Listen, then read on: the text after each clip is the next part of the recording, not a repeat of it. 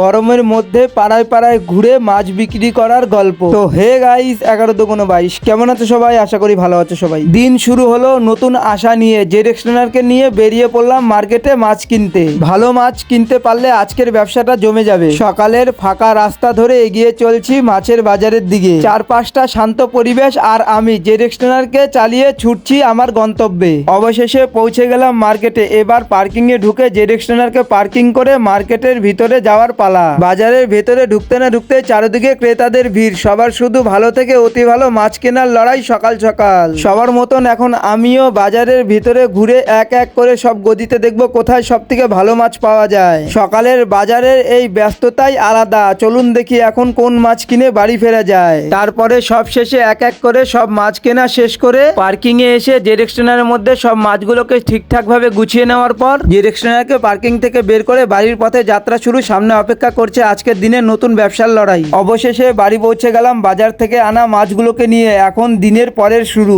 এক এক করে সব মাছের ব্যাগগুলোকে নামিয়ে সব মাছগুলোকে আলাদা আলাদা বালতিতে গুছিয়ে নিলাম যাতে ক্রেতাদের দিতে সুবিধা হয়। সবকিছু রেডি, এখন শুধু বেরিয়ে পড়ার পালা।